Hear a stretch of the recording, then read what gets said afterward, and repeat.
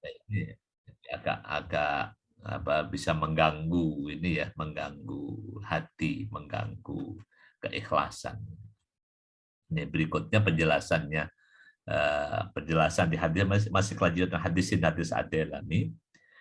Fa innahu man ahabbas sana minan nasi ahabbad dunya wa na'imaha. Karena alasannya, fa innahu karena sesungguhnya man ahabbas sana, barang siapa yang mencintai pujian, yang senang pujian, minan nasi dari sama manusia, maka dia dianggap dinilai adalah orang yang ahabbad dunya wa na'imaha, adalah orang yang hubbud dunya, mencintai dunia dan nikmatnya. Jadi orang dianggap cinta dunia, cinta nikmat dunia itu adalah orang yang senang dengan pujian dari sesama manusia. Jadi makanya sering dulu kita dengar dari ustadz kita bahwa pujian orang itu tidak mempercepat kita masuk surga, sebagaimana kebencian orang nggak mempercepat kita masuk neraka.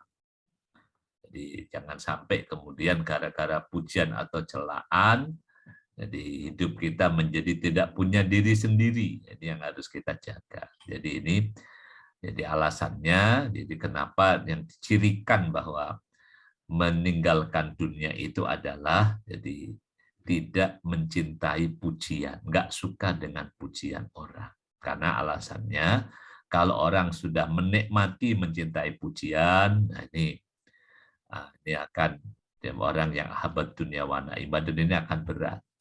Jadi di wallah alam yang kalau kita perhatikan dalam dunia glamor, orang yang hidupnya menikmati riuh tepuk tangan dan simpati publik, maka nanti akan punya masalah. Begitu tidak ada lagi tepuk tangan, nggak ada simpati publik, maka akan menjadi orang yang kesepian. Dan ini yang bukan penelitian yang saya amati. Jadi kenapa kok kalau artis atau apa itu atau dunia yang mulai speed job. Nah, speed job kenapa artis kok lebih suka ke apa itu ya narkoba dan sebagainya. Kalau saya melihat ini bukan penelitian ya, mungkin salah. Jadi karena jadi ada kehidupan yang tadinya keliru, yaitu orang menikmati pujian tepuk tangan hiruk pikuk orang. Nah begitu nanti ya, pujian-pujian nggak didapatkan, tepuk tangan nggak didapatkan, riuh penggemar nggak didengar lagi, jadi akan menjadi kesepian. Dan ini ya menjadi masalah psikis tersendiri, sehingga orang mencari pelarian yang akhirnya malah bikin masalah. Nah ini bentuk orang cinta dunia.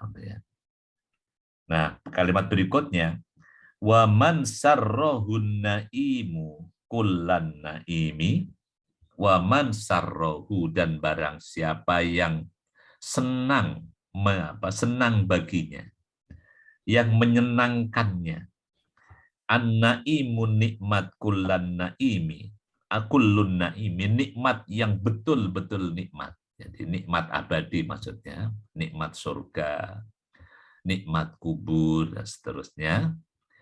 Nih, kalau pengen orang yang pengen mendapatkan nikmat abadi, falyada'id dunya.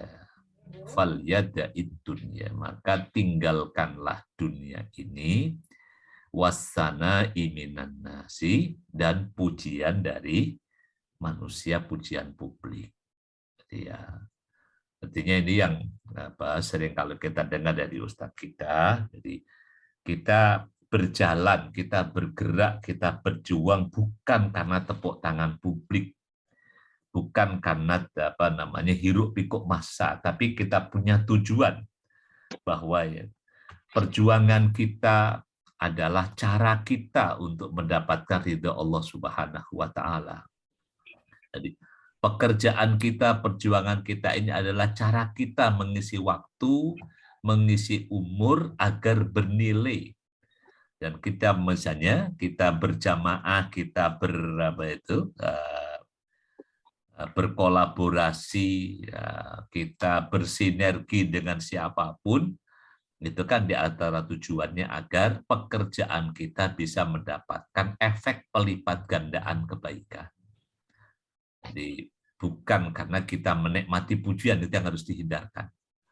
Bukan karena pujian-pujian, sanjungan dan sebagainya, itu yang harus dihindarkan.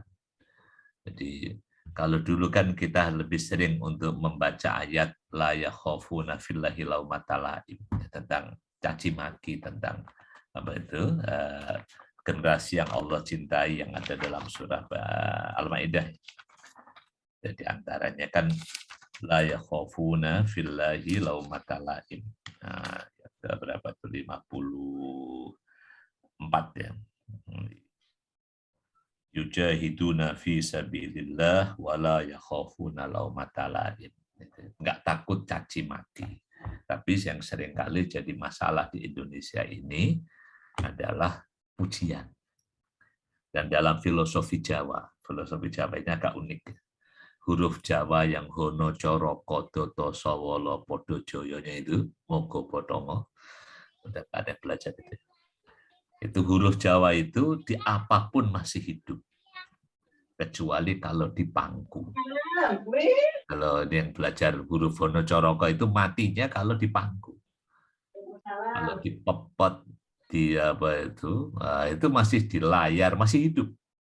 Tapi begitu di pangku maka dia mati. Ini juga yang perlu kita jaga, bahwa perjuangan kita, hidup kita ini jangan terpengaruh oleh pujian-pujian orang semata. Jadi kalau ada pujian orang, ya kita alhamdulillah, semoga Allah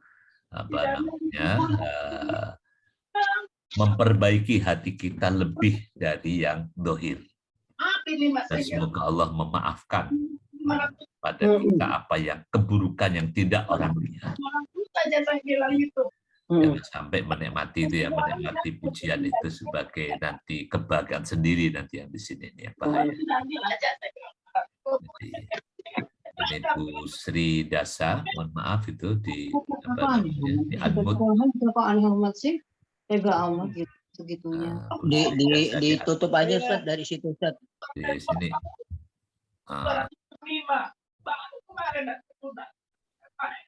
Ini Pak Ramli yang bisa nutup. Iya, Pak Ramli. Sekolah 500. Terus ada hasil dagang 10.000 saya kumpulin. Saya tuker. Oke, ya. Nah, Pak Ramlinya lagi sibuk ngajar.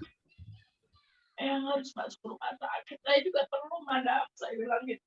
Oke, ya kita lanjutkan aja ya. Susah juga enggak. Saya kan minta semuanya. Aku cuma minta 500. Nah, kita lanjutkan. Bu Sri Dasa tolong di unmute. Bu Sri Dasa. Kalau ada apa-apa kamu kan ditakut tolongin, kalau kamu enggak gitu. Tidak bisa ya. Oke. Warwa bin Majah annahu sallallahu alaihi wasallam maqala. Ibnu Majah meriwayatkan bahwa Nabi SAW bersabda, Nabi bersabda, man kanat niyatuhul akhirata jama'allahu syamlahu wa ja'ala ghinahu fi qalbihi wa atadhu dunya raghimatan. Wa man kanat niyatuhu dunya farraqallahu alaihi amrohu wa ja'ala faqrahu baina ainaihi wa lam ya'tihi minad dunya illa ma kutiba lahu. Ini juga tentang cara pandang kepada dunia yang juga menggunakan hadis Nabi riwayat Ibnu Majah. Man kanat, barang siapa. Jadi barang siapa, barang siapa yang niyatuhu, yang adalah niatnya al-akhirata akhirat. Barang siapa yang niatnya dalam hidup ini apapun yang dilakukan adalah akhirat, dan itu yang akan membantu untuk beramal soleh. Ini Pak Soleh baru masuk. Jadi beramal soleh. Karena akhirat kan ketika orang berpikir akhirat pasti pikirannya sesuatu yang bisa bermanfaat di sana.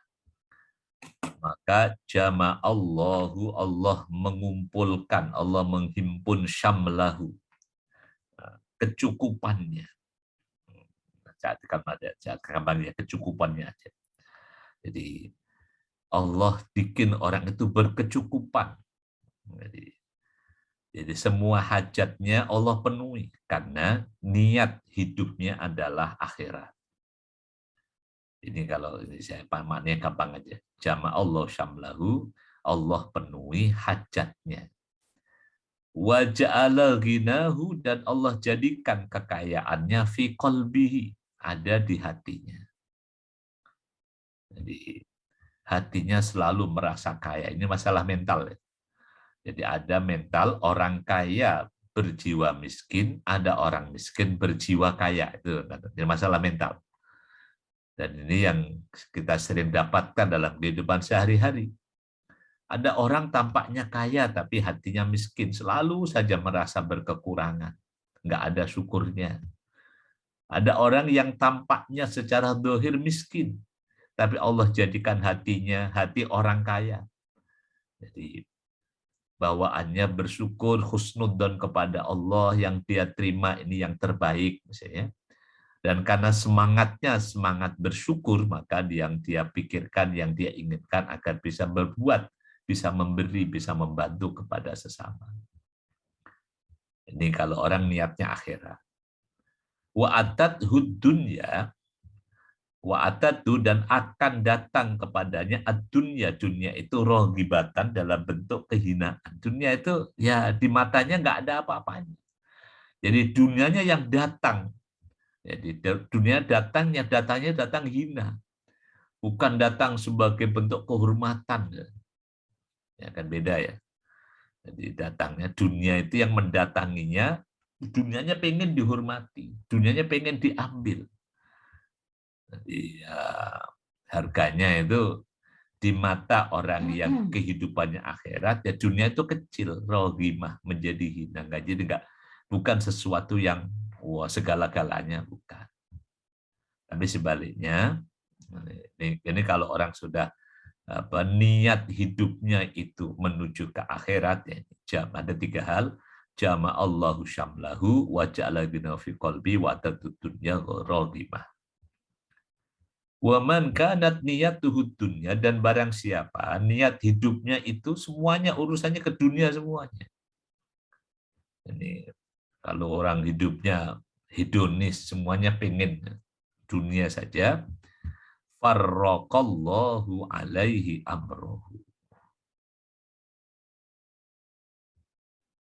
Farraqallahu, jadi Allah akan pecah belah. Jadi kalau ini kayak konsentrasi terpecah-pecah. Farraqallahu alaihi amrohu. Jadi kalau nggak fokus, kalau yang jama Allah syamlah ini kan fokus. Kalau diartikan mana yang gampang, fokus. Kalau ini ya nggak jelas mau yang dikerjakan. Mau ini, mau ini, mau ini, nggak ada yang semuanya fokusnya. Yang pertama, faraqallahu alaihi amruhu. Wa ja'ala faqrahu, dan Allah jadikan kefakirannya baina ainaihi, di depan matanya. Jadi ya rasanya itu ya selalu saja kekurangan. Yang ada di depan matanya itu adalah kemiskinan. Kurang terus. Walam ya'tihi minad dunya, dan tidak datang kepadanya berupa urusan dunia, illa ma kutiba lahu, kecuali yang memang tertetapkan kepadanya. Jadi Bapak Ibu rahimakumullah, jadi dulu ketika saya mengajar ilmu tauhid, mengajar akidah di salah satu sekolah itu, jadi salah satu bacaan yang dulu dibaca adalah kitab akidah atau hawiyah. Ketika membahas tentang takdir, di antara takdir itu kan masalah rezeki manusia ketika hidup, maka penjelasannya bahwa sebelum manusia lahir ke dunia itu urusan rezekinya itu sudah ditetapkan. Rezeki sudah ditetapkan. Jadi makanya ketika orang masih memikirkan sesuatu yang telah Allah tetapkan, ya maka akan jadi pusing sendiri. Kewajibannya mencari, ya mencari. Tapi ada sesuatu yang tidak ditetapkan, yaitu ke masa depan akhiratnya, itu yang harus diusahakan. Bima kanu ya'malun, bima kanu yasnaun, bima kanu yaksibun. Jadi kalau mau menggunakan ilmu akidah dalam bab ini, ya urusan dunia kita ini sudah ada ketetapan Allah yang lebih valid. Tapi urusan akhirat itu yang harus diusahakan sejak dini. Ini masalah orientasi ya, niat akhirat, niat dunia. Ini jangan sampai ketukar-tukar. Ada amal yang sejatinya amal akhirat malah dipakai untuk cari dunia. Nanti akhirat dapat apa?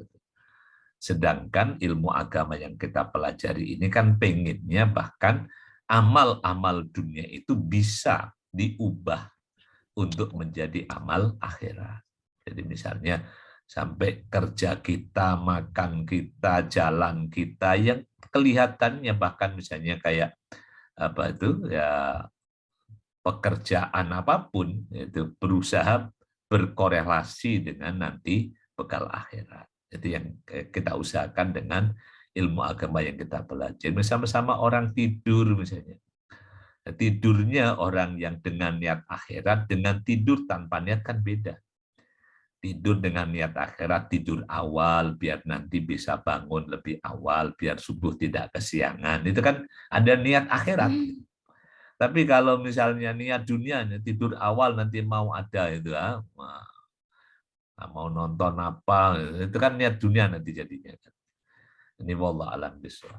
Oke ya, ini tentang memikirkan dunia, memikirkan akhirat. Ini penjelasan. Jadi tadi Ibnu Hajar menggunakan ungkapan penyair, tapi kemudian dikuatkan dengan hadis Nabi Shallallahu Alaihi Wasallam, riwayat Ad-Dailami dan riwayat Ibnu Majah. Oke, berikutnya moga-moga hari ini selesai Al-Bab As-Sunai. As-Sunai dari 30 makalah di bab ini. Kita lanjutkan berikutnya. Wal maqalatus saminatu wal ishrun, makalah nasihat yang ke-8 dan 20, makalah ke-28. An Abi Bakrin Dulaf bin Jahdarin Asy-Syibli rahimahullah. Ini kalau di buku-buku sufi ini banyak disebutkan tokoh Abu Bakar Asy-Syibli. Abu Bakar Asy-Syibli rahimahullah. Di antaranya bisa dilihat di kitab Sifatus Sofa atau Khilyatul Auliya. Ini disebutkan dia di antara tokoh ahli ibadahnya Irak, Baghdadiyun, meskipun aslinya orang Khurasan. Baghdadiyul Maulid wal Mansyak. Di Baghdad, ini termasuk kalau di Sifatus Sofa dimasukkan dalam ahli ibadahnya Baghdad. Baghdad, lahir Baghdad dan tumbuh di Baghdad. Sahibal Junaid wa man fi asrihi. Ini bahasa sahibah ini kalau di bahasa-bahasa ulama itu artinya muridnya. Jadi muridnya, tapi dibahasakan sahibah, sahibnya Al-Junaid. Al-Junaid ini yang kalau di teman-teman kalau di Nahdlatul Ulama ini di antara tokoh sufi yang menjadi referensi dalam ilmu kesufian, ilmu tarekat adalah Al-Junaid. Ini Abu Bakar Asy-Syibli ini muridnya Al-Junaid, tapi disebutnya sahibah. Ini perlu menarik untuk mengubah cara pandang kita. Jadi murid dan kalau di pendidikan kan ada andragogi, ada pedagogi. Kalau yang layak diperlakukan sebagai murid itu ya yang masih pedagogi, usia anak-anak. Tapi ketika sudah mulai remaja dan dewasa, ini cara belajarnya adalah persahabatan. Seperti misalnya kalau di Nabi, ashabu Rasulillah, ashabu Syafi'i, ashabu Malik, ini sahibal Junaid. Ini Abu Bakar Asyibli ini muridnya Al-Junaid. Waman fi asrihi, dan orang-orang yang sezaman dengannya. Jadi berguru kepada orang yang sezaman dengan Al-Junaid. Malikiyul madhab. Nah, meskipun secara umum Baghdad ini kan menjadi tempat tempat berkembangnya madhab Syafi'i dan madhab Hambali. Tapi Asyibli ini madhabnya adalah madhab Maliki. Ini unik kan. Jadi betapa dinamika ini, pemikiran Islam ya bisa tidak kemudian dibatasi oleh wilayah. Ini orang Baghdad tapi madhabnya Maliki. Padahal umumnya kan Baghdad itu kalau nggak Syafi'i, ya dia madhabnya Hambali, atau yang lebih dekat karena Kufah ada madhab Hanafi. Asya sab'an wa thamanina sanatan. Jadi hidup selama sab'an 7 wa thamanina dan 80. Hidup selama 80 tahun umurnya. Wa mata sanata arba'in wa salasina wa salasumi'ah. Wafatnya, matinya pada tahun 334.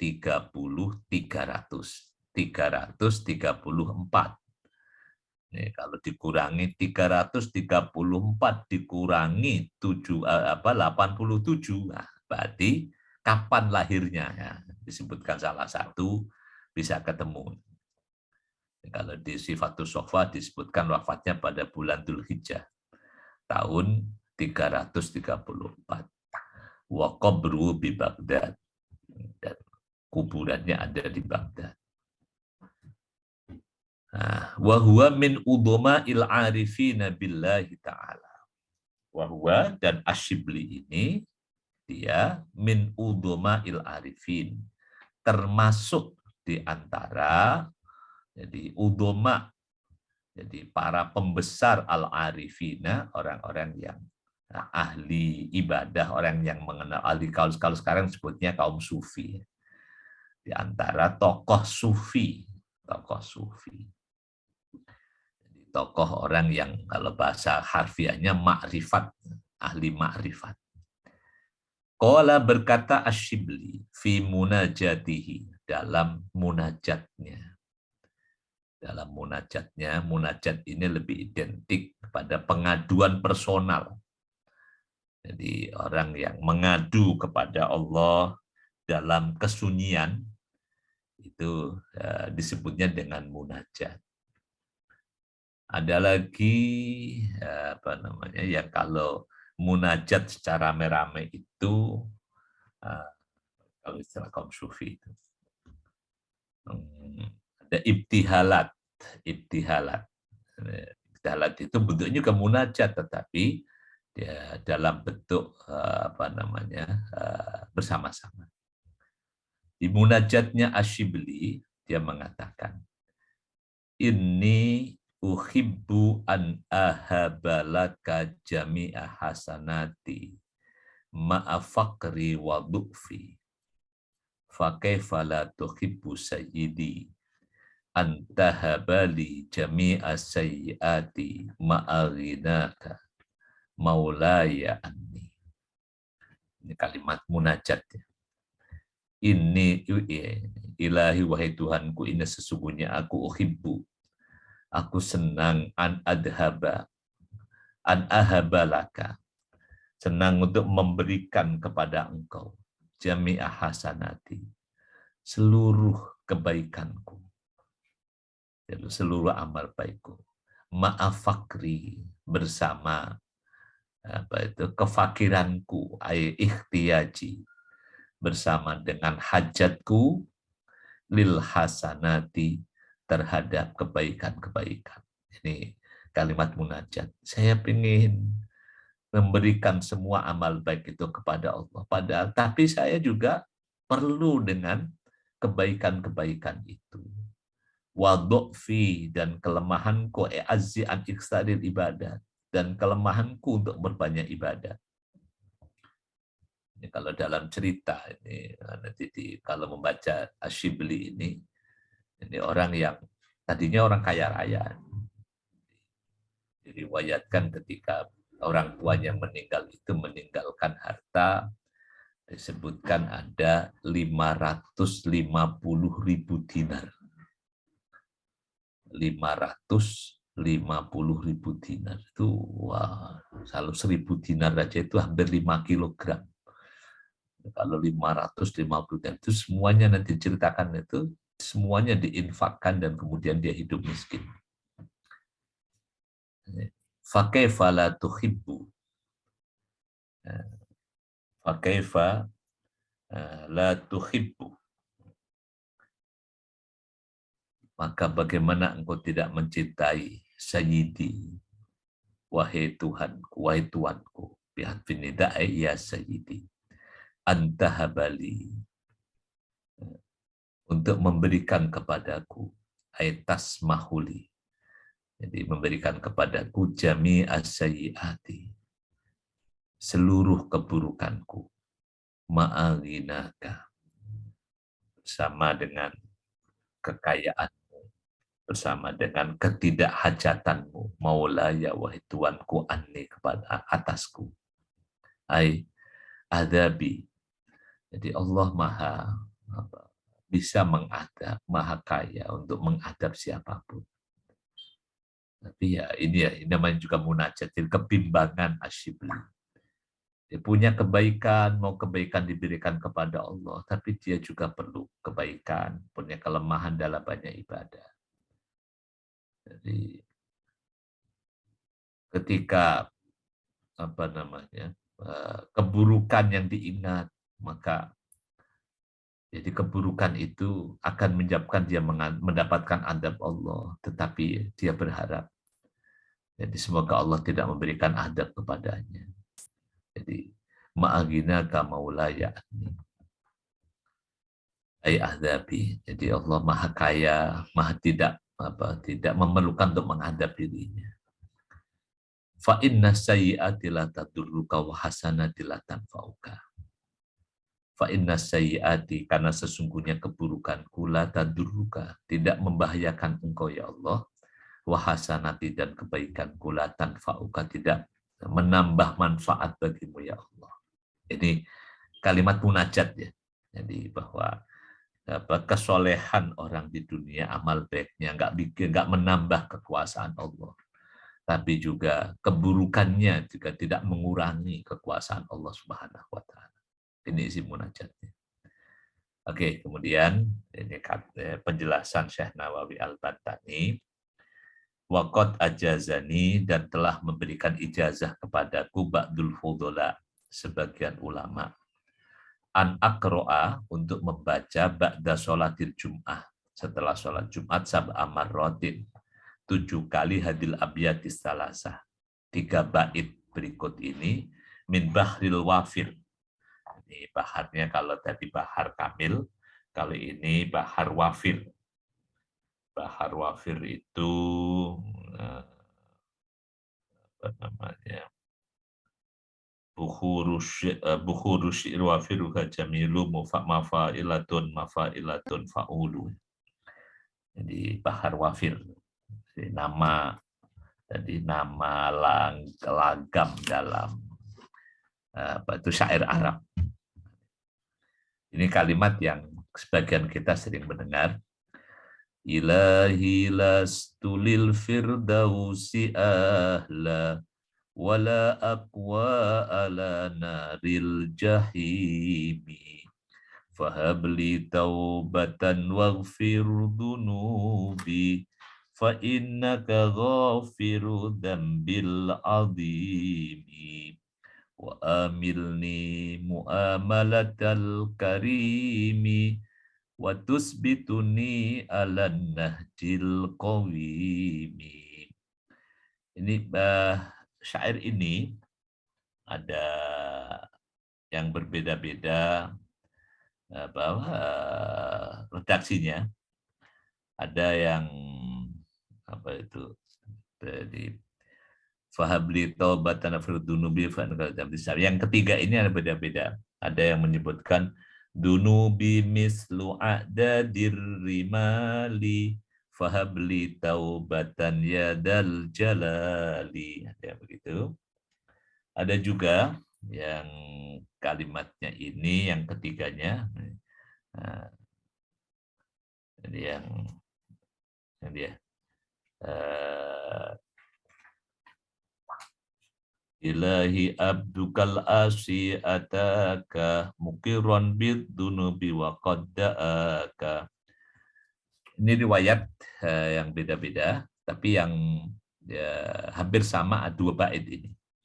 Ilahi lastulil firdausi ahla wala aqwa ala naril jahimi. Ini kalau dalam dulu belajar sastra Arab masuknya dalam iktiraf. Jadi syair tentang iktiraf, tentang pengakuan di hadapan Allah Subhanahu wa taala. Ada yang mengalamatkan syair ini kepada Abu Nawas atau Abu Nuwas yang sering kali dipakainya. Isinya, Ilahi wahai Tuhanku, lastu tiadalah diriku lil firdausi untuk surga firdaus ahlan sebagai penghuni. Ya Allah, ilahi wahai Tuhanku, untuk mendapati surga firdaus ini saya nggak layak. Jadi rasanya nggak pantas lah untuk menempati surga firdaus itu. Tapi juga wala aqwa, tapi saya juga tidak kuat, nggak mampu ala naril jahim, atas neraka jahim. Maka fahabli, maka berikanlah kepadaku taubatan, ampunan, taubat,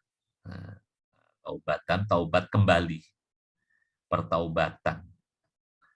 Waghfir, dan ampunilah dunubi, dosa-dosaku. Jadi minta kepada Allah untuk diberikan taubat, diberikan jalan kembali, dan diampuni dosanya. Fa innaka ghafirud dzanbil azimi. Fa innaka, sesungguhnya engkau ya Allah, sesungguhnya engkau wahai Tuhanku, ghafirud dzanbi, pengampun dosa al-azimi, yang maha, yang dosa-dosa yang ini kalau dibaca azimi, ghafirud dzanbil, dosa-dosa besar. Jadi Allah yang mengampuni dosa besar. Nah, ini kalimat ketiganya. Ini yang sebagian dengan redaksinya tadi, redaksi dunubi misla a'dadir rimali fahabli taubatan yadal jalali. Ini ada di wa amilni, dan perlakukan aku muamalatal karimi, sebagaimana perlakuan al-karim yang dermawan. Watus bituni, dan engkau tetapkan aku ala nahjil qawimi. Ala nahjil qawimi, di atas manhaj, di atas jalan yang lurus. Ini yang bagian kita ya, mungkin masih mendengar. Jadi doa ini isinya munajat ya. Ini isinya iktiraf, pengakuan kepada Allah Subhanahu wa taala. Jadi ya, kalau kalimatnya Syekh Nawawi Al-Bantani ini dia dapatkan sebagai kalimat munajat setelah sholat Jumat, 3 bait yang diijazahkan untuk dibaca 7 kali. Ini biasanya di masjid-masjid yang sebagian menggunakan kalimat ini, dan digabung dengan yang kita pelajari di Bidayatul Hidayahnya Al-Ghazali. Di setelah Jumat membaca 7 kali surah Al-Fatihah, 7 kali Ikhlas, 7 kali Al-Falaq, dan 7 kali An-Nas, kemudian ditambah dengan kalimat iktiraf ini. Wallahu a'lam bishawab. Oke. Waktunya sudah lewat jam 5. Tapi nggak selesai juga ya ini. Baru makalah yang ke-28. Kita sedikit lanjutkan. Hikayah, cerita hikayah. Qadima Shibli ala bini Mujahid. Qadima, datang Ashibli, jadi Abu Bakar Asyibli, ini tokoh sufi dari Baghdad. Dia datang ke Ali ibnu Mujahid. Dia datang ke rumah Ali ibnu Mujahid. Fa'anaqahu ibnu Mujahid. Kemudian memeluknya. Mu'anaqah. Ibnu Mujahid memeluknya. Wa qabbala baina ainaihi. Dan mencium dahinya di antara dua matanya. Ini bentuk penghormatan, bentuk cinta. Jadi kita jarang menggunakan ini. Jadi bentuk ungkapan cinta kita kepada sesama. Dan apalagi sejak zaman corona, pelukan, salaman aja harus distancing gitu ya.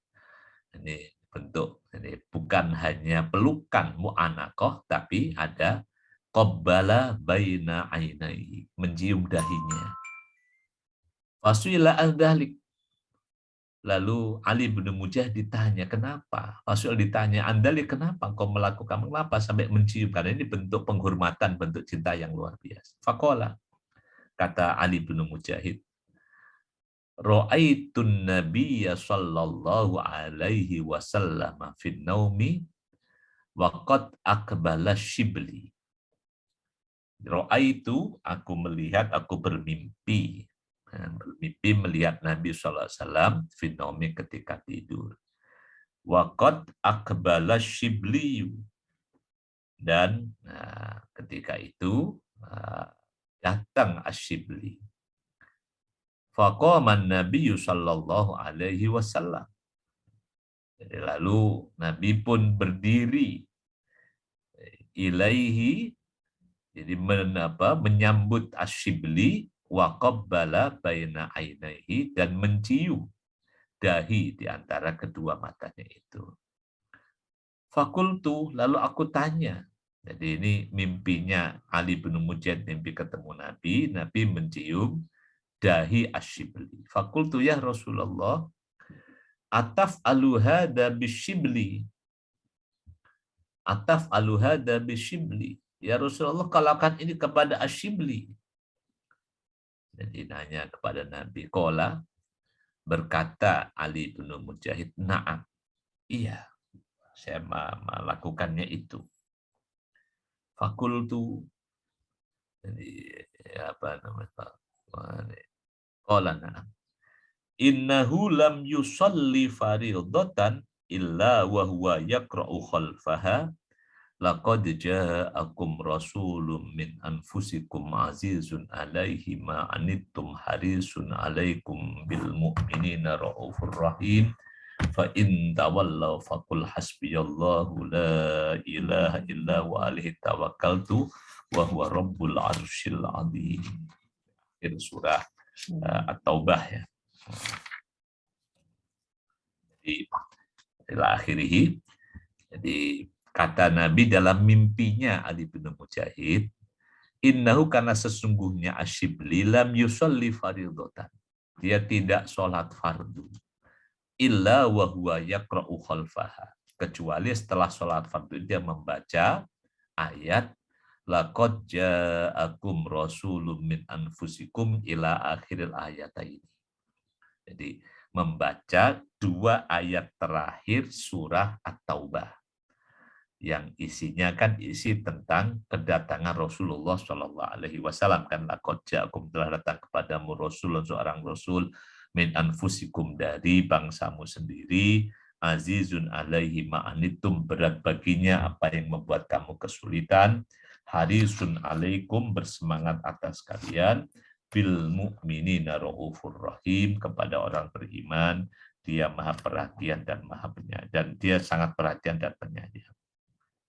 Fa in tawallau, jika mereka berpaling maka katakanlah hasbiyallah, Allah yang menjadi andalanku, alaihi tawakkaltu, hanya kepadanya aku berserah diri, wa huwa rabbul arsyil azim, dan dialah Allah pemilik arasy yang agung. Wa yaqulu sallallahu alaihi wasallam, berikutnya wa yaqulu, dan bersabda sallallahu alaihi wasallam, ya Muhammad, wa yaqulu sallallahu alaika ya Muhammad, sallallahu alaika ya Muhammad, yang baca sholawat, sallallahu semoga Allah memberikan sholawat alaika atasmu ya Muhammad. Fasa'altu Shibli, lalu saya bertanya kepada Shibli, amma yaquluhu ba'da sholat. Jadi apa yang dia ucapkan setelah sholat. Pada karomislahu, lalu Asyibli menyebutkan yang sama, yaitu dia membaca setiap selesai sholat fardu, membaca 2 ayat terakhir surah At-Taubah, laqad ja'akum rasulun min anfusikum, dan mengatakan sallallahu alaika ya Muhammad, sallallahu alaika ya Rasulullah, sallallahu ya Muhammad. Wallahu a'lam bishawab. Jadi sampai sini dulu ya Bapak Ibu rahimakumullah, karena dilanjutkan juga nggak selesai waktunya, juga waktunya sudah selesai, tapi makalah yang ke-29 dan apa selesaikan aja ya. Biar nanti masuk ke masih panjang juga 28, 29, 30. Ya sampai sini dulu deh. Kita lanjutkan besok lagi. Pekan depan semoga bermanfaat untuk semuanya. Dan kalau ada yang mau disampaikan atau yang perlu dikomentari, dipersilahkan. Silakan Bapak Ibu rahmatullah.